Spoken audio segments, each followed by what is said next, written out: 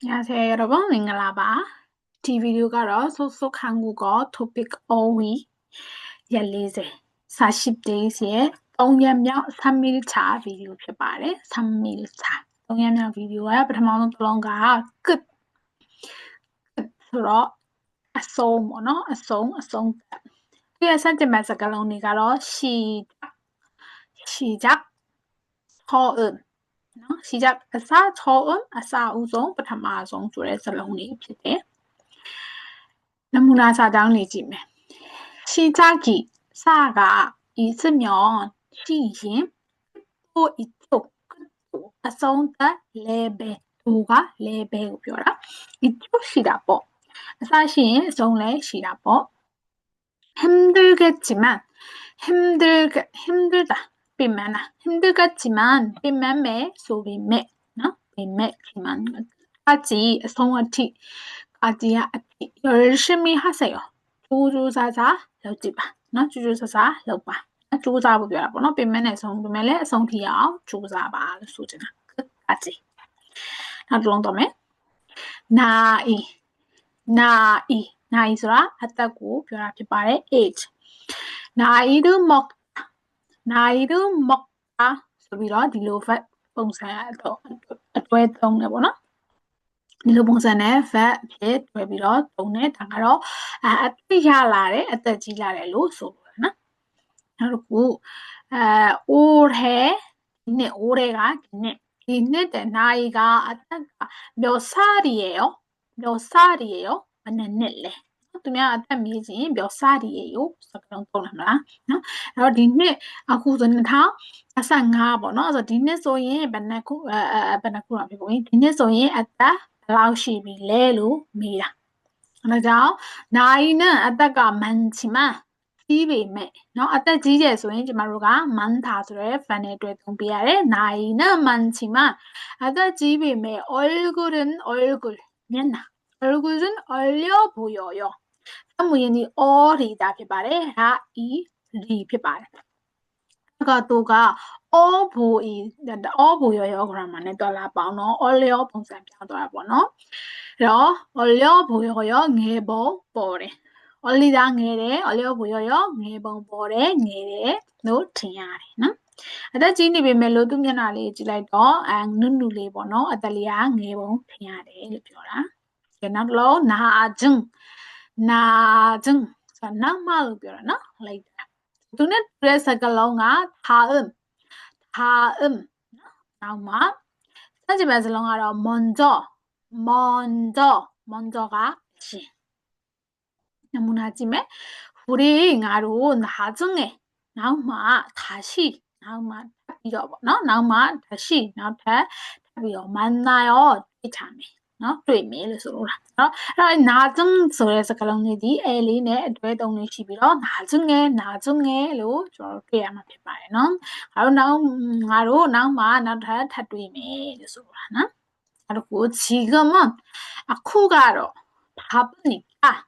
အလုပ်များတာ니까가 ကြောင့်မို့လို့ နော် ကြောင့်ပြချက် အဲ့တော့ အခုက အလုပ်များနေလို့ 나중에 နောက်မှ 전화할게요 ဖုန်းဆက်လိုက်ပါမယ် 전화할게요 ဖုန်းဆက်လိုက်ပါမယ် 다음에는 နောက်တစ်ခုတော့ကြည့်မယ် 내용ဒီ contents အကြောင်းအရာဖြစ်ပါတယ်နော် contents အကြောင်းအရာဖြစ်တယ် 책의 사옥의 내용 အကြောင်းအရာကတော့ ဒီ စာအုပ်မှာပေါ့နော် ရေးထားတယ် ဒီ စာအုပ်ထဲမှာ ဘာအကြောင်းကိုရေးချင်တာလဲဆိုတဲ့ ဖော်ပြချင်တာလဲဆိုတဲ့ အကြောင်းအရာ နော် စာအုပ်ရဲ့ အကြောင်းအရာကတော့ 어렵지 않아요? 어렵다, 어렵지 않아요, မခက်ဘူး နော် ဒီ စာအုပ်ထဲမှာ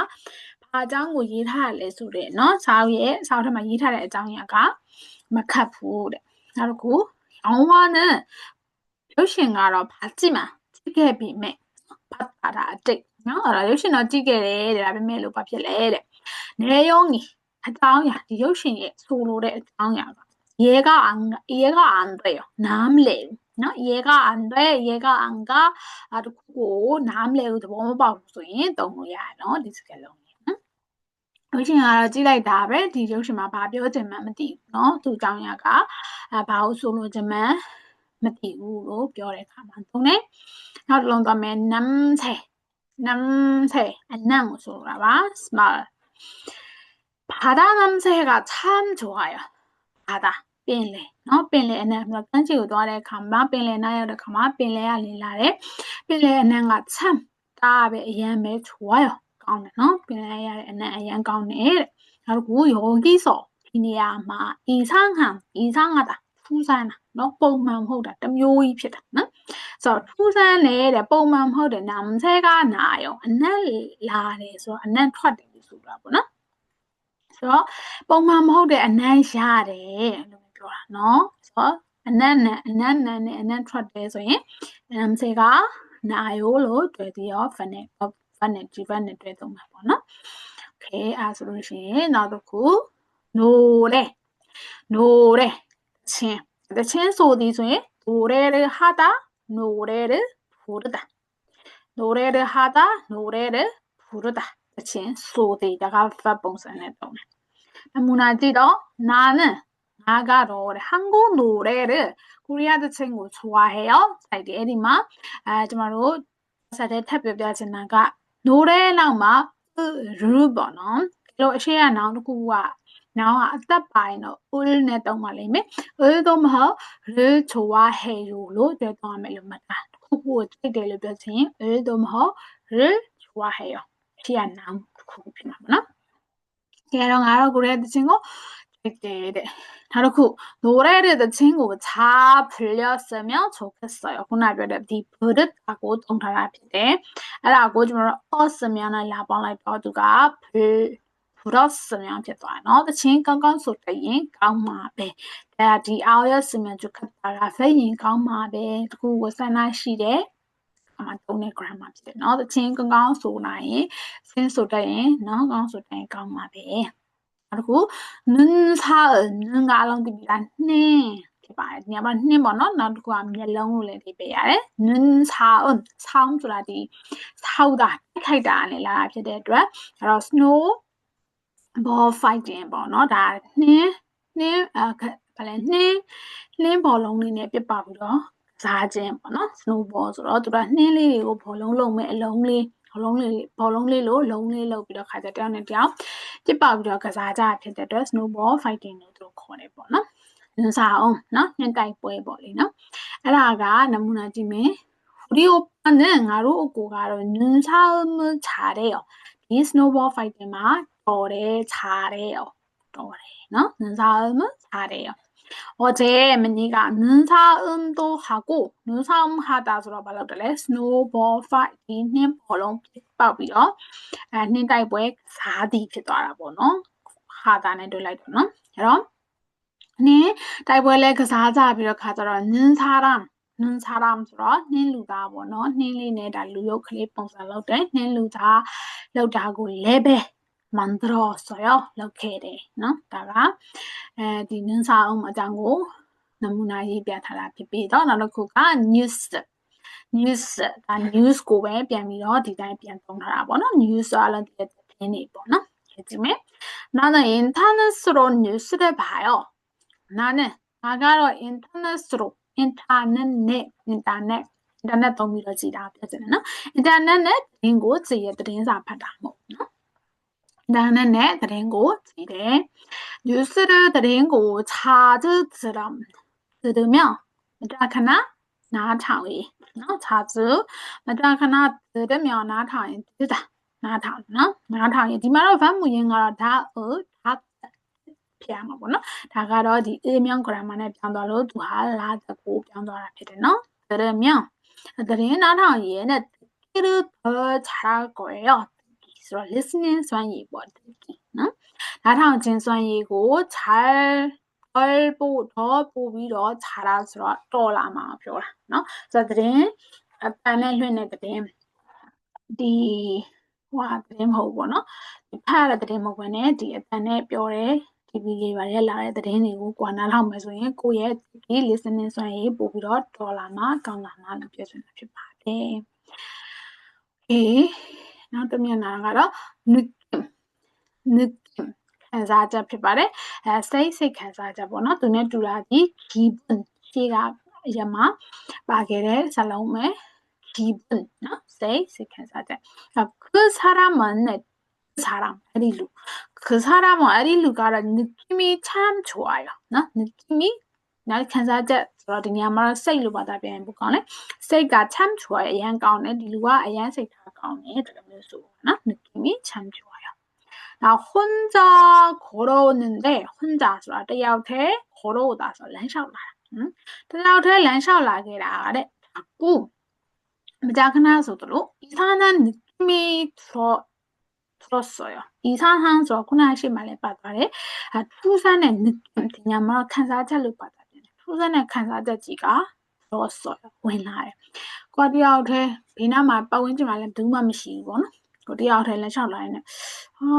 ဟိုတန်ကြတယ်လို့ဘာပဲဖြစ်သွားတယ်လို့အဲ့လိုမျိုးလေးပေါ့နော်အဲ့လိုမျိုးဘာမှမသိဘူးပေါ့နော်အဲ့လိုမျိုးဟာမျိုးကိုပြောလို့ချင်တာတူကနော်ထူးဆန်းတဲ့이상한 느낌이 들었어요.ထူးဆန်းတဲ့ခံစားချက်ကြီးဝင်လာတယ်နော်အရေးတွေပဲပေါ်တယ်လို့ဘာညာပေါ့နော်အမျိုးဆိုလို့ချင်တာနောက်တစ်ခုက능력가ဘာလဲဆိုတော့ ability ဖြစ်ပါတယ်능력 ability ဆိုတော့စွမ်းဆောင်နိုင်စွမ်းပေါ့နော်စွမ်းဆောင်ရည် 능력이 있다 없다ဒီစွမ်းဆောင်ရည်ရှိတယ်မရှိဘူးပေါ့နော် 능력이 있다 없다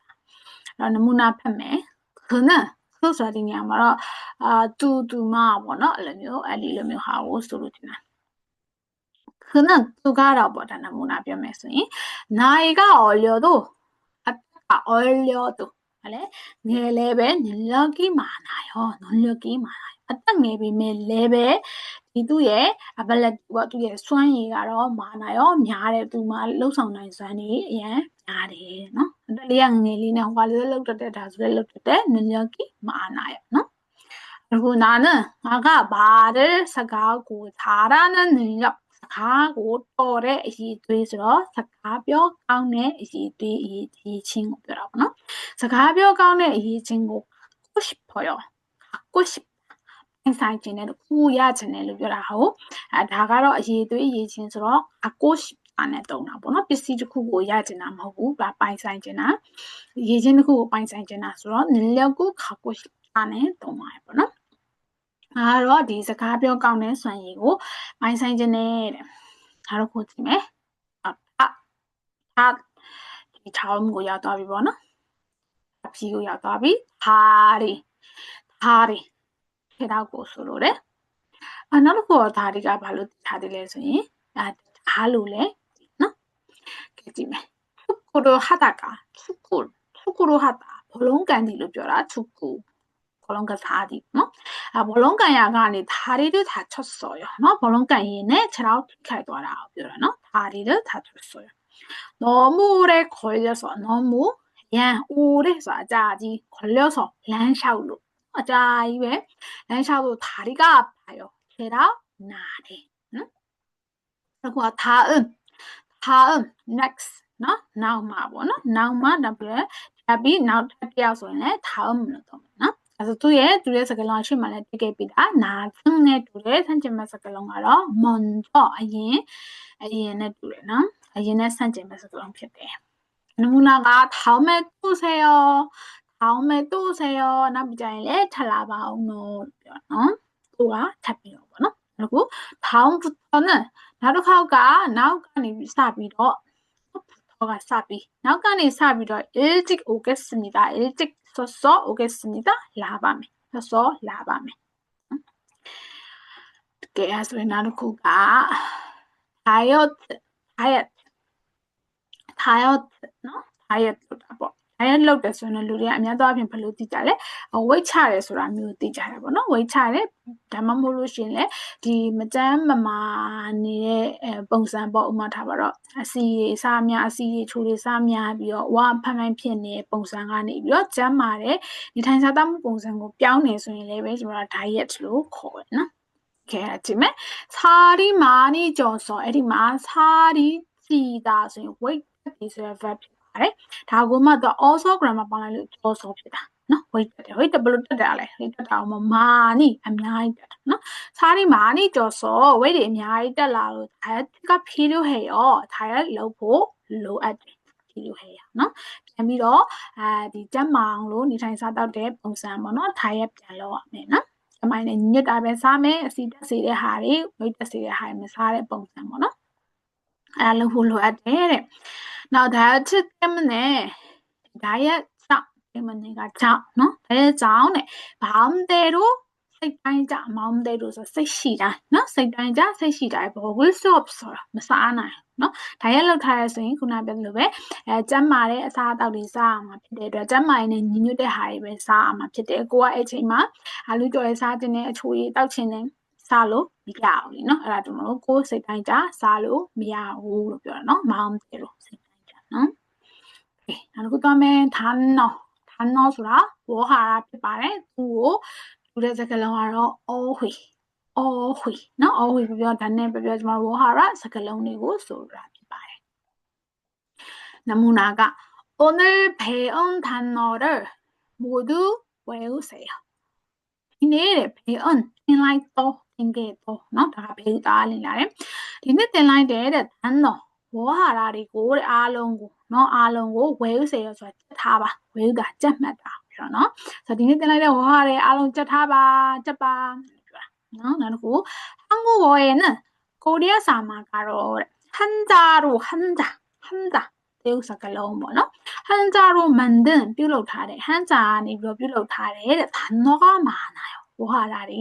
အများကြီးပဲတဲ့နော်한자နဲ့လုပ်ထားတဲ့ဝေါ်ဟာရတွေအများကြီးပဲတဲ့ဒီနောက်တစ်ခုသွားမယ်နောက်တစ်ခါကျတော့단점အတန်ထွက်ရင်တော့ဒီဘေးနာဘောင်လေးထဲမှာ box လေးထဲမှာပေါ့နော်ပေးထားသလို단점လို့အတန်ထွက်တယ်단점ရေးနော်점ပေါ့နော်단점သူ့ရဲ့ဆန့်ကျင်ဘက်က장점ဒါကအားနည်းချက်အတချက်နော်ဒီမှာတော့ရေးထားတယ်အဲဒါနမူနာကိုကြည့်မယ်누구나ဘယ်သူမှဆိုတဲ့단점이 있어요ဘယ်သူမှဆိုပါရှိလေအားနည်းချက်ဆိုတာရှိချက်မြဲပဲလူတိုင်းမှာနော်누구나ဘယ်သူမှဆိုလူတိုင်းလို့ဆိုလို့နော်누구나 단점이 있어요 그리고 거짓말을 못하는 것이 거짓말ဆိုတာရှိမှသင်ခဲ့တယ်ကျမတို့ညာတဲ့စကားလိန်ညာပေါ့နော်အလိန်ညာကို못하다ဆိုတာမလုံနိုင်တာနော်မလိန်တတ်တာမညာတတ်တာနော်လိန်တဲ့စကားအောင်ပြောတတ်ဖို့မညာတတ်ဖို့နော်မလိန်တတ်တာမညာတတ်တာလေမညာတတ်တဲ့ခေါ်ရှိအရာကတော့ငါရဲ့단점이에요ငါအားနေချက်ပဲငါမလိန်တတ်ဘူးနော်အဲ့လိုပြောနော်나의 단점이에요တဲ့단점이야ဒါတော့ဘာနဲ့တုံးတာပေါ့နော်ဒီနေ့ရဲ့တုံးနဲ့တုံးတာနောက်တစ်ခုက탑အဖြေနော်탑ဆိုတာလည်းအဖြေ reply ပေါ့နော်အဲ့လိုအမျိုးပြောတာပါအတန်ထွက်ရင်ရှေ့ကဘာတဲ့ကြောင့်တော့က짱နဲ့ထားမယ်짱နော်အဖြေ reply ပြန်တာမျိုး친구한테 답장을 샀어요. 당해진고 reply ပြန်တယ်အဖြေပြန်တယ်ပေါ့တငယ်ချင်းတစ်ခုမီလို့ reply လုပ်လိုက်ပြန်ဖြေပေးလိုက်တာပြောတာနော်답장을 샀어요. 아까 선생님께 아까ခုနက 선생님께ဆရာမပေါ့နော်ဆရာမထံကို문자ဆိုတာ message နဲ့ပြောတာနော်message နဲ့ 답장을 보냈어요. 이 reply ကိုအဖြေကိုပြန်ပို့ခဲ့တယ် 답장을 보냈어요. 오케이.နောက်ပါတန်နေတယ်대부분ဆိုတာအများစုကိုပြောတာ most part major เนาะအများစုကိုပြောတာပါဆိုတော့သူရဲ့စကားလုံးကြီး거의ဆိုတာအားလုံးဒီပါပဲပေါ့เนาะအများစုပြောချင်တာ ਨੇ တူတူပဲ 대부분 거의 အဲဆိုရင်နမူနာက 학생들 대부분이ဒီကျောင်းသားတွေအများစုကတော့နော်기숙사에 살아요. 기숙사အဆောင်မှာနေကြတယ်နောက်တစ်ခု여기에 오는 여기에 디니하고 오는 라데 손님ဆိုတာဧည့်သည်တွေ customer တွေပေါ့နော်လို့ဆိုလိုတာဒီလိုလာတဲ့ဧည့်သည်တွေကတော့ 대부분အများအပြား외국인이에요.နိုင်ငံခြားသားတွေဖြစ်ပါတယ်그다음에 대화နောက်တစ်ခုသူနဲ့တူတဲ့တစ်ခု 이야기ဆိုတော့ပြောချင်တာဒီအပြန်အလှန်စကားပြော conversation ဖြစ်ပါတယ် dialogue တွေ conversation တွေပေါ့နော် okay နမူနာက 친구들과의ငယ်ချင်းတွေနဲ့ရဲ့ပေါ့နော်ဒီအလေကရဲ့လို့ပြောချင်တာဒါပေမဲ့ဒီနေရာမှာဘာသာပြန်တဲ့အခါမှာရဲ့ထည့်ပြီးပြန်ကြ မလှဘူးเนาะတငယ်ချင်းတွေနဲ့dialogue လုပ်တာတငယ်ချင်းတွေနဲ့စကားပြောတာအဲ့လိုဆိုလို့ရှိရင်เนาะ친구들과의 대화로တငယ်ချင်းတွေနဲ့เนาะပြောတဲ့စကားဒီစကားဝိုင်းနေနဲ့စကားဒီ dialogue အနေနဲ့ဘာပြောလဲ stressed ဘာဖြစ်လဲ stressed 풀어요 stressed 풀다 stress ပြေတာဘာတစ်ခုဖြစ်နေတဲ့ stress ကိုတငယ်ချင်းတွေနဲ့ dialogue လုပ်ရင်းနဲ့အပြန်အလှန်ပြောရင်းနဲ့ငါကတော့အလုပ်ထဲမှာဘယ်လိုဖြစ်တယ်ဘယ်သူနဲ့ပညာဖြစ်တယ်ငါအဲ့အတွက် stress ရတယ်အဲ့လိုမျိုးပြောရင်းနဲ့ဖြစ်လဲ stress ကပြေတယ်တဲ့เนาะအဲ့လိုပြောတာเนาะတငယ်ချင်းတွေနဲ့ dialogue လုပ်ရင်းနဲ့ stress ပြေတယ်나는 나가러 부모님과 대화를 많이 하고 싶어요. 부모님과 미완의 대화를 하다.ဒီမှာ 뒤안에 뒤에네 팩가 뒤안에 또ပြီးတော့ fact ပုံစံသုံးမှာပေါ့နော်။စကားပြောမှာဘယ်လိုပြောမှလဲအများကြီးပြောချင်တာနော်။အဲ့တော့မိဘတွေနဲ့စကားအများကြီးပြောချင်တယ်။အခုကတော့ 대회 competition ဆိုတော့ပြိုင်ပွဲနော်။대회ပြိုင်ပွဲ이번 대회에서ဒီတစ်ခါပြိုင်ပွဲမှာကို이길 거예요. 땡디방 나이고 나이마 이길 거예요. 나이마 이기다가 나이나. 그리고 외국인 말하기 대회.နိုင်ငံ사다စကားပြောပြိုင်ပွဲပေါ့နော်.စကားပြောပြိုင်ပွဲမှာ 참가할 예정이에요. 참가ဆိုတာပါဝင်ရှင်ပြိုင်မှာပေါ့နော်. ပါဝင်မဲ့ 예정 ဆိုတော့အစီအစဉ်လို့ သူရဲ့ရှေ့မှာလုပ်ရမယ်. အကြောင်းအရာကိုပြောရင်ဒီ예정이에요ပုံစံနဲ့သုံးတာပေါ့နော်ငါကတော့ဒီနိုင်ငံခြားသားစကားပြောပြိုင်ပွဲမှာပြိုင်မဲ့အစီအစဉ်ရှိတယ်နောက်တစ်ခုကတော့ deck ဆိုတာဘာလဲဆိုလို့ရှိရင်집의 높임말 집ဆိုတာတို့သိပြီလားအဲ့ရဲ့ 높임말ဆိုတာအမြင့်ဆုံးစကားဖြစ်ပါတယ်เนาะလူကြီးတွေနဲ့ပြောတဲ့အခါမှာသူကအိမ်ဆိုတဲ့ 집ဆိုတဲ့စကားလုံးစားသူက deck ကိုသုံးတာနမူနာကြည့်မယ် 선생님은 지금 댁에 계십니다. 그러면 둘라ဆရာရဲ့အိမ်ဖြစ်တာအတွက်ကြောင့်မလို့ကျွန်တော်တို့ဒီညမှာဆရာဆိုတော့လေးလေးဆဆနဲ့ပြောမှဖြစ်တဲ့အတွက်အိမ်အစားကိုသုံးလိုက်တာเนาะ 선생님은ဆရာကတော့ 지금 အခု댁에အိမ်မှာရှိပါတယ်ဆိုရင်လည်း 계시다เนาะ reference နဲ့သုံးရတယ်เนาะယဉ်ကျေးသုံးရတာနောက်တစ်ခု할아버지는 아프가로 댁에서အိမ်မှာ 주무시다အိတ်တာပေါ့နော်အိမ်မှာအိတ်နေပါတယ်နော်โอเคအဲ့လိုသုံးတာဖြစ်ပါတယ်နောက်တစ်ခုကဟုတ်ကဲအတန်းထွက်ရင်ထပ်ပွန်းလို့ထားရမယ်ကျေးဇူးပေါ့နော်ထပ်ပွန်းကျေးဇူးအဲ့ဒါလည်းရှေ့မှာကျွန်တော်တွေ့နာကျင်လိုမျိုးပဲပေါ့နော်သူကလည်းနဲ့တွေ့သုံးတဲ့ပုံစံလေးနဲ့ကျွန်တော်တို့တွေ့ရမယ်နော်ထပ်ပွန်းကျေးဇူးအဲ့တော့ကျေးဇူးနဲ့ပေါ့နော်အဲ့လိုပြမယ်모두အားလုံးက 선생님 덕분이에요. နော် 선생님ဆရာရဲ့ 덕분ကျေးဇူး이에요ဖြစ်ပါတယ်ကျေးဇူးပဲအားလုံးကဆရာရဲ့ကျေးဇူးတွေပါပဲကျေးဇူးတင်စကားတွေပါပြောတဲ့အခါမှာပုံမှာပေါ့နော်အဲ့ဒါကို 덕분에ကျေးဇူးကြောင့်နော်နေ့ကျေးဇူးနဲ့နော်ခုခုရဲ့အရှိရပြောမှာပေါ့နော်အကြိုက်ကျေးဇူးတခုကို정말 잘 지냈어요တကယ်ပဲအရန်အဆင်ပြေသွားတယ်နော်တယောက်ကကိုကြီးတဲ့ကျေးဇူးကြောင့်တော့ဘာလို့ရှိရပေါ့နော်အဲ့လိုမျိုးလေးရှိမှာပေါ့အကြောင်းတရားနော်ဟုတ်နဲ့정말 잘 지냈어요 예매တကယ်ပဲအဆင်ပြေခဲ့တယ်နော်နောက်တစ်ခုက date가 date လောက်တာပေါ့နော် chain နဲ့ဆိုတဲ့ပုံစံမျိုးနဲ့သုံးတယ် 지금 date 중이에요 지금အခု date 중이에요အခုငါ date လုပ်နေတော့အဲ့လိုပြောတာနော်တရားရောက်နဲ့တွေ့ဆုံနေတော့ပေါ့နော် date လုပ်နေတော့좋아하는 여자에게 좋아하는 여자를 짤때 여자에게 맹글리고 맹글리 단거 데이트 신청을 했어요. 데이트 신청했어요. 데이트로 신청을 샤우트하래 뭐노?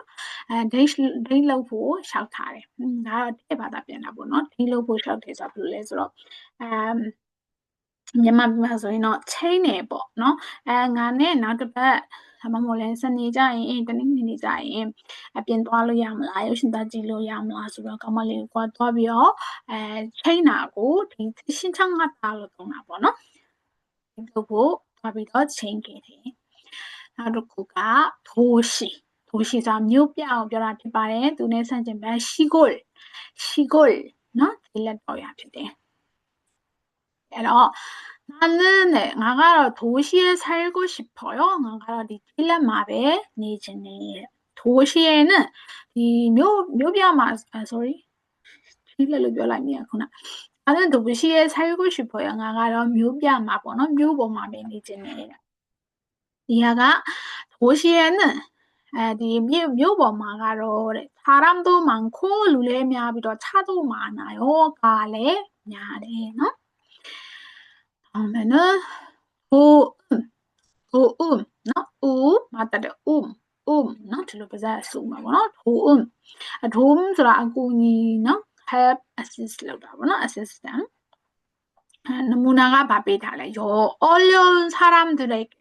어려운 사람 어려운 카케의 루사 벼지나라 카케신이 루고 솔로지나 너 카케니의 루탄고래 도무 주는 사람 도무 주 아꾸니 베이라 꾸니 베이의 사람이 될 거예요 누가 꾸니 베이의 루 피아오 로마고나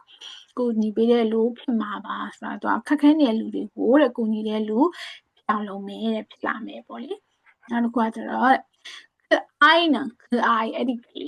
အဲ့ဒီကလေးကတော့ 부모의 미바의 도움 없이 군이 마시대 도움 없이 미바의 군이 마시배는 혼자 တယောက်တည်း 생활하고 있어요. 생활하다ဆိုတာနေထိုင်ရှင်သန်တာနော်သူ့ဘဝကိုသူရက်တည်တာဆိုတာနော်မိဘကူညီမရှိပဲတယောက်တည်းရက်တည်တယ်ဒီအဲ့ဆိုရင်တော့ဒီဗီဒီယိုကတော့ဒီပဲရထားပြီးတော့ခါကျတော့ဒီ OED ကိုနမူနာနဲ့တကွာပေါ့နော်ရှင်းပြတဲ့ဗီဒီယိုတွေကိုအရင်ကြည့်ပြီးတော့ခါကျမှ quick tip ဒီမိကုန်းလေးဖြည့်တယ်ပေါ့နော်ဒီရှင်းတင်ခဲ့တဲ့ OED ကိုပဲမိကုန်းပုံစံနဲ့ပြန်လုပ်ပြီးတော့ပြန်လေ့ကျင့်တာပြန်ဖြည့်ရမှာအဲ့ဒီဗီဒီယိုကကျွန်တော်နောက်ထပ်ဗီဒီယိုတစ်ခုလုပ်မယ်ပေါ့နော်ရှင်းဗီဒီယိုက OVD ကိုကြက်ပြီးတော့ဒီနမူနာနဲ့တကွာပေါ့နော် OVD ကိုလေ့လာပြီးတော့ကြက်ပြီးတော့ခါကြမှာခွင့်ချကြရင်တော့အတူလိုက်ပြီးတော့ဖြည့်နိုင်အောင်လို့လုပ်လို့ရအောင်လို့ပေါ့နော်အချိန်တစ်ခါတည်းမကြည့်ပဲနဲ့ပေါ့နော်ဒီရှေ့က OVD ဗီဒီယိုကိုလေ့လာပြီးတော့မှခွင့်ချဗီဒီယိုကိုပေါ့နော် live ဖြည့်ကြည့်ဖို့ပေါ့နော်အတူလိုက်ဖြည့်ကြည့်လို့ရအောင်ဒါမှကြက်ထားအောင်ဆိုရင်တော့ဟိုးစာအတန်းမြင်ကြည့်မယ်ဆိုရင်ဖြည့်နိုင်မှာမဟုတ်ဘူးဖြည့်အရှိကပြော့ပြသွားတာဖြည့်ပြသွားတာကိုပဲလိုက်ကြည့်နေရမှာပေါ့နော်ဒါကြောင့်မလို့ဒါလေးတွေကိုကြက်ပြီးတော့ခါကြတော့မှနောက်ဗီဒီယိုကိုကြည့်ပါဒီလိုမျိုးကြက်တဲ့ခါကျရင်လည်းသူဒီမှာနမူနာပေးထားတယ်လို့ပဲဝဟာတာတစ်ခုကိုသူဆိုရင်နှစ်ကြောင်းစီနမူနာရေးသွားတာပေါ့နော်ကိုကလည်းဒီဝါဟာတစ်ခုဆိုလို့ရှိရင်နမူနာတစ်ကြောင်းစီလောက်ပြန်ရေးလိုက်မယ်ဆိုရင်ပြန်ရေးပြီးတော့လေ့လာသွားမယ်ဆိုလို့ရှိရင်သူ့စီကနှစ်ခုကိုကရေးတစ်ခုနဲ့ဆိုရင်တော်တော်လေးမှတ်မိလာမှာပေါ့နော်ဟောတာတစ်ခုကိုသုံးကြောင်းလောက်လေ့လာရဲဆိုရင်တော်တော်လေးမှတ်မိသွားမှာပါဒါဆိုရင်အဆုံးထိကြည့်ပြီးတော့အားလုံးကျေးဇူးတင်ပါတယ်ဗီဒီယိုလေးကအဆင်ပြေကြိုက်တယ်ဆိုလို့ရှိရင်လည်း like နဲ့ share သူတွေကို share ပေးပါအောင်နော်အားလုံးပဲကျေးဇူးပါ안녕